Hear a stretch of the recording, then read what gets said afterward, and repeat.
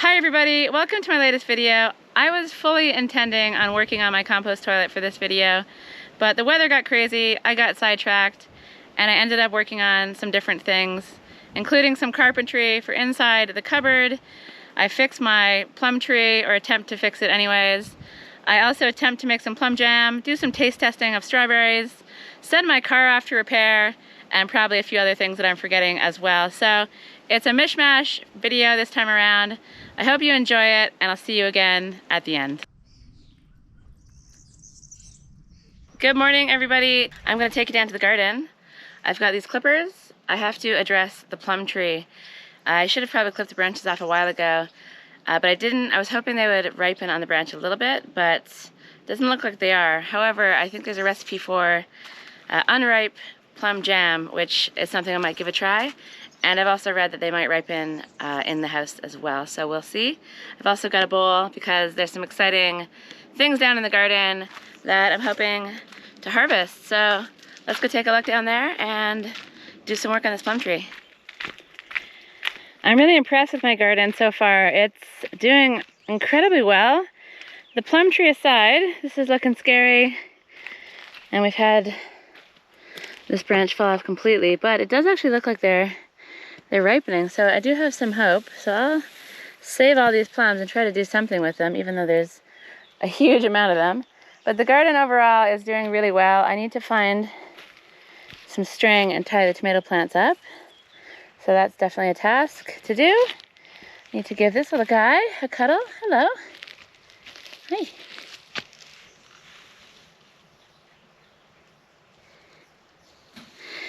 I need to make some comfrey tea. It's a great fertilizer that I use quite often, and I've got some pretty impressive looking zucchinis in here, so let's pick those. 1, 2, oops. And I've got some beets that could probably come out of the ground soon as well. I've harvested a few of these, and it looks like carrots are on the way as well.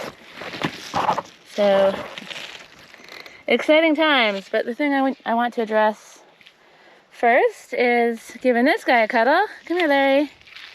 Hi. Hi.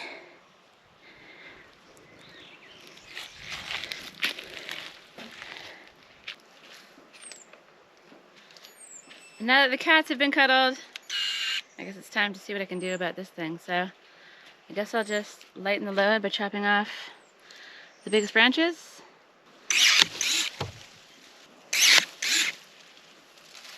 It's a real shame that I didn't thin these out. I guess I don't really know what I'm doing when it comes to fruit trees, and the internet said that you should really thin them out to be a few inches apart. So, you know, so you shouldn't have all kinds of fruit just bunched up in one bit. I should have definitely thinned that. So I'll get my saw and cut this off cleanly. I've also got a break up there and something in there. So I really dropped the ball on this one. I hope the tree doesn't suffer too much. You can see that I've got it, some branches propped over here. Well, I did have it propped, it's fallen off. And over on the other side there, I have it propped as well. You can see the piece of wood down there. So that seems like it's helped, but really what I should have been doing is taking off the plums. What it does mean is that if all of this ripens, I'm going to be very plums rich. And my friend Kimberly makes a mean plum sauce, so that could be one good thing about this tragedy. And hopefully after the plums come off, after I cut off all of the damaged branches, perhaps then I'll be able to see how to prune it so that going forward it continues to grow as a nice, luscious, beautiful tree.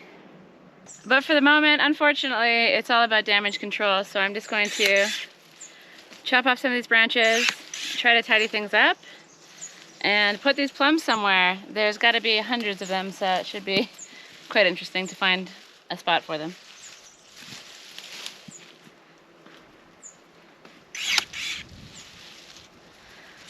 The weight of this thing is insane. I don't know why I thought the tree would have survived all these plums. But you know what? Live and learn, and sometimes you just have to learn things the hard way. And going forward, you can bet I'm not going to make this mistake again.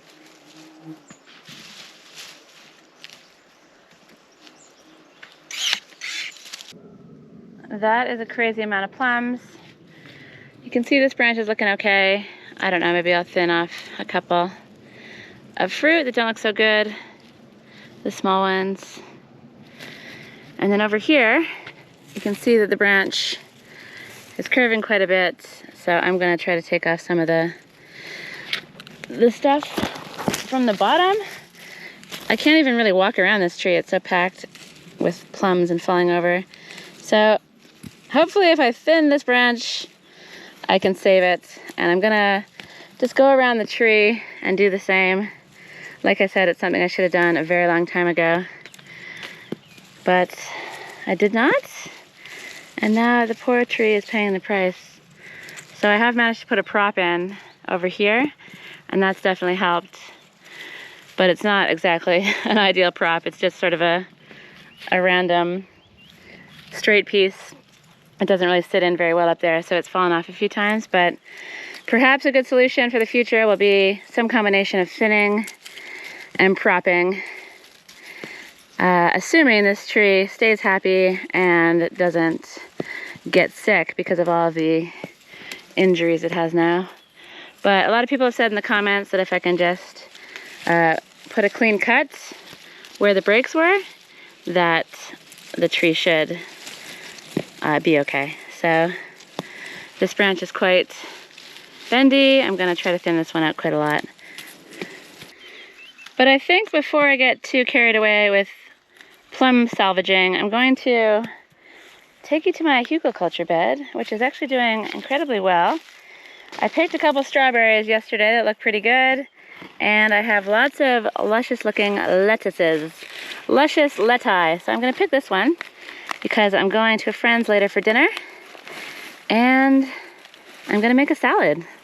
So this is looking very, very nice, and the lettuce have done really well on this bed, but now I want to clear them away to make room for the strawberries to climb around a bit more. So I'm going to take this lovely lettuce up to the house, get it out of the sun, along with the 2 zucchinis I just picked, and you'll see me again once the plum tree has been dealt with and is hopefully looking a lot happier. So as with everything I seem to do, that took way more time than expected, and I have way more plums than expected, way more plums than any one person can possibly use up, plus way more on the tree, some for the compost, and a load of branches to, I wish I could chip them, but we don't have a chipper yet, so probably to chop up and put around other trees as mulch. I've done a number on the tree. This side really broke off quite badly, so I had to make some extreme cuts. And then over on this side, I've propped it and I've thinned it quite a lot, and I'm going to try to see if these ones will ripen on the tree.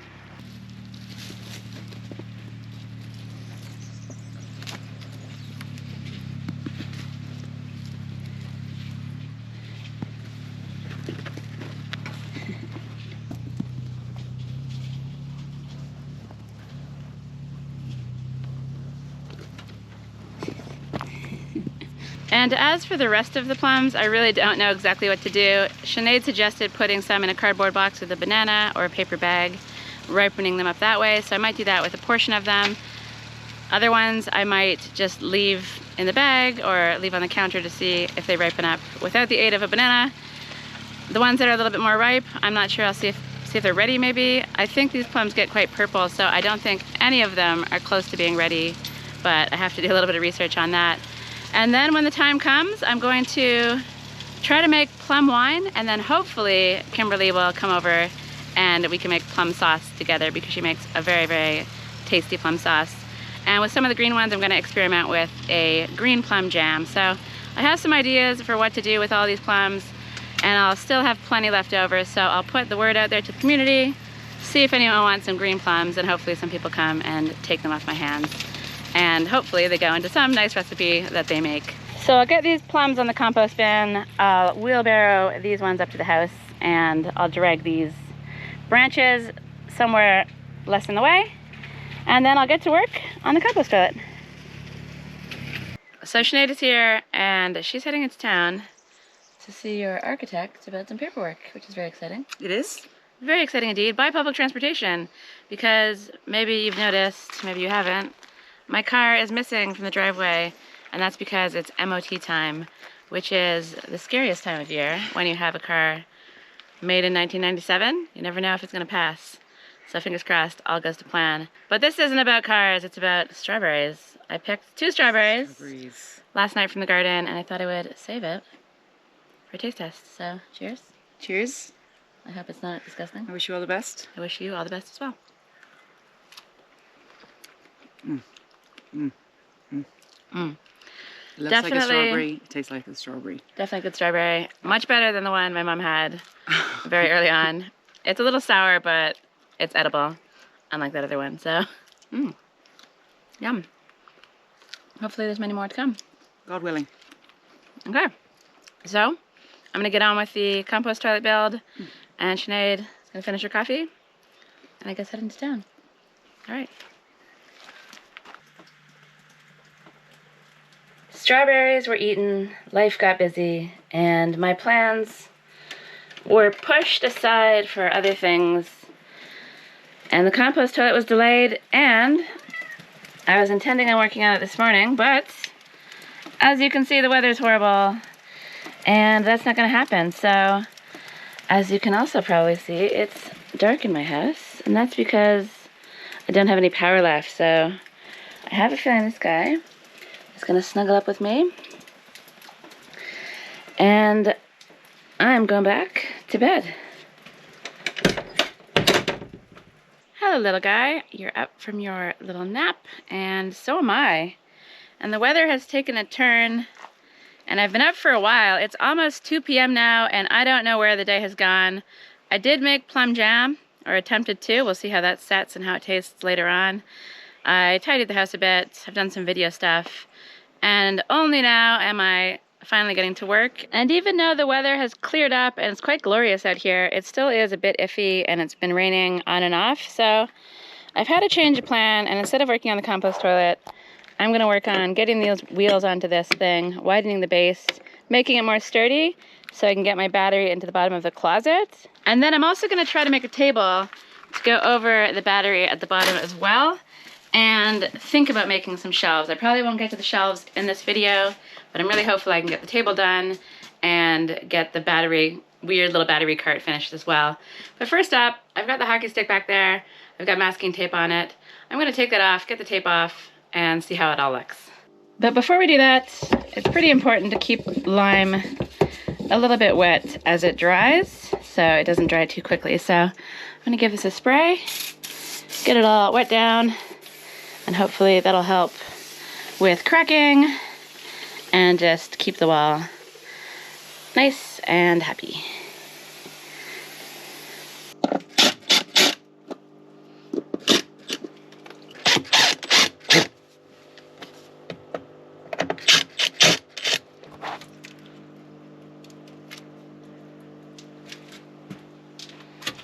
So this is sort of what I had planned. I'm going to actually wet this down and smooth this stuff out a little bit, claw off some of this, and just tidy everything up and clear away some of the debris and get the tape off of it and reassemble and see what it looks like.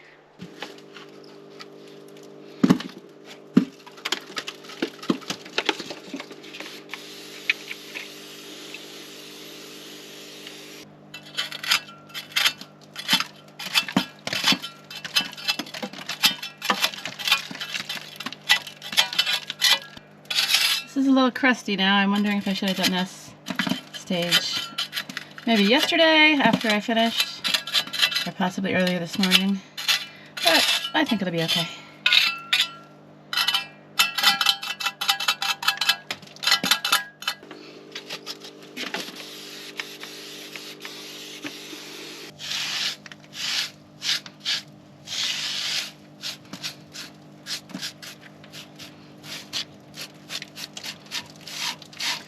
I think this is sort of going to plan.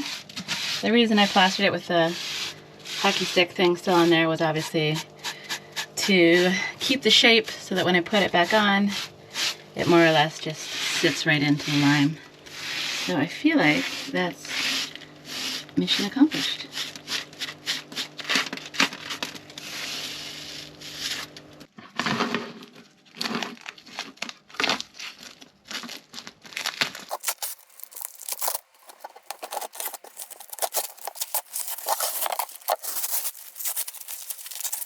Ah! I've become entangled. I literally am stuck.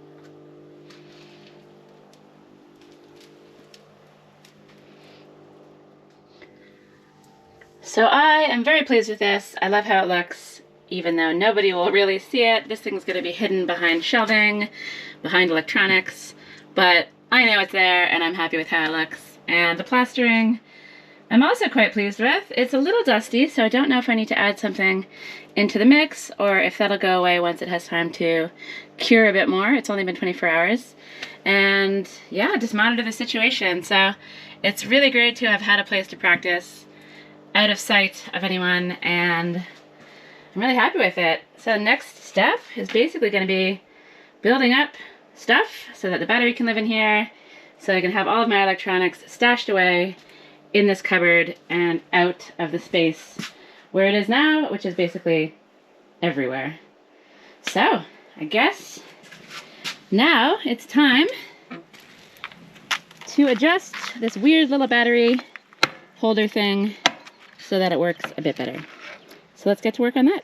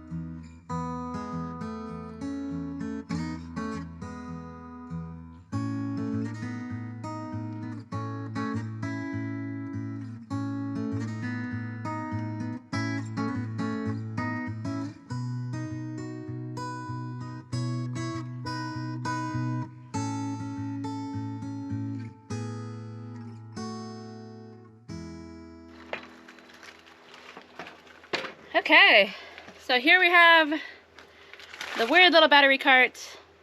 It's very strange, and I know my methods are very strange as well. Hopefully these wheels are on straight so they actually roll. It looks good.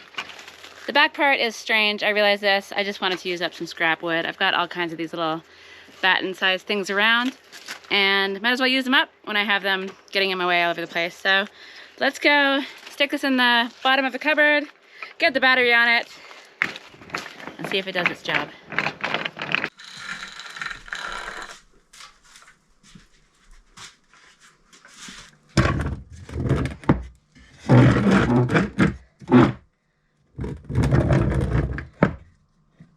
So that's the idea. It's a lot sturdier than it was. Let's see if it holds this battery.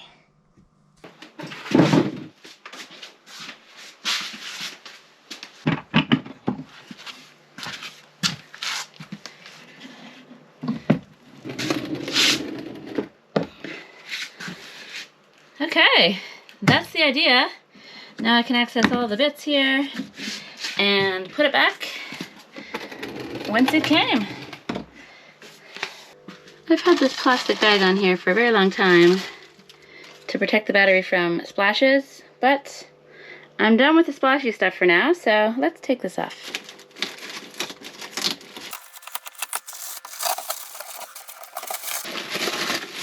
Okay, that's harder than expected. It's a two-handed operation, but get this all dusted and things are starting to take shape. So it seems like a really small thing, getting the battery in the bottom of the cupboard on a weird trolley that actually doesn't tip over, but it's quite a big deal because now that allows me to build a table that's going to fit around the battery, still allowing it to get in and out easily. So it's just going to allow me to put everything in the closet and not have to worry about all the electric stuff floating around my house. So though it seems small, it's actually quite a big thing that will allow me to move forward on the table as well. And I think I'm just going to do the table off camera because I spend so much time filming and I've got a lot of stuff to do. So I'm going to enjoy this evening. Sinead's going to come up for dinner and then I'm going to see if I can convince her to go for a walk because it's beautiful out, even though it does seem like it's threatening rain behind me there. But it's a lovely evening and it would be nice to get out and enjoy it. So I'm gonna get to the table tomorrow and then I'll start thinking about the shelves.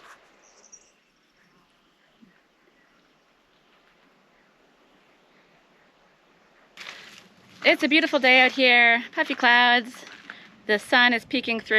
It's quite warm, but it's bearable and not yet completely atrocious.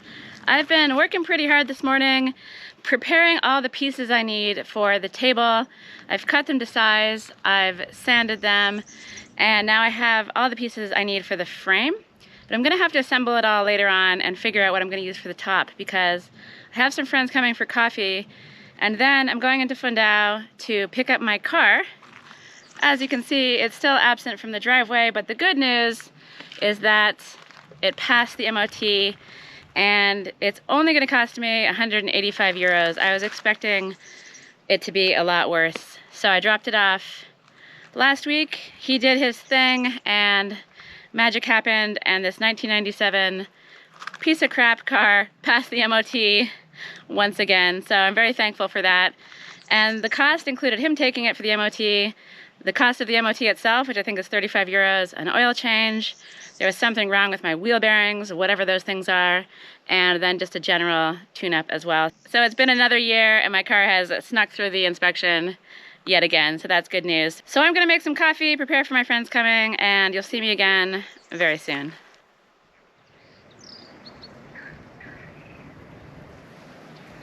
Carface McGee, that's the name of my car, is back in his rightful place in the driveway.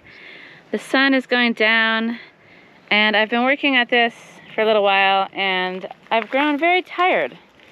It's gonna be a couple of legs, somehow connected with another cross piece, open in the front. It's weird because of the space of the cupboard and all will be revealed once I actually finish it off.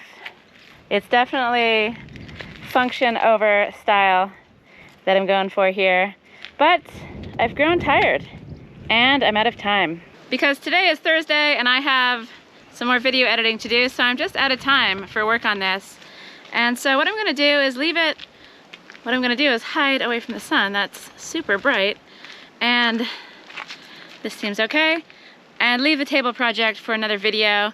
I think what I'd love to do is finish off the entire cupboard in one video, but do the work spread over several days here and there. I still have to finish the table. I need to figure out the shelves. I have an idea for how to store the batteries in the closet, and I also would love to do the grate on top of the closet as well, and possibly come up with an idea for the door. So there's a lot of work to do there, but if I do it in bits and pieces and compile it into one video, sometime in the future, it'll take the pressure off a little bit. From here on out, it's gonna be a compost toilet, window, and tool shed foundation, full steam ahead, and I'm really excited to push on with those things. I know I've been promising them for a long time, but now is the time that I'm gonna actually get them done. So it's been a bit of a funny video. The timing was weird, and basically I sort of got some stuff done, sort of didn't. The table's half finished. The battery cart thing is adjusted and is working well. I fixed the plum tree, and I made some plum jam, which I will taste test in the next video. I'm just waiting for it to set. So I hope you enjoyed this one. If you did, give the video a like, subscribe if you haven't already. Leave me a comment just to say hello, or if you have any questions. I love hearing from people, and I'll see you in the next video.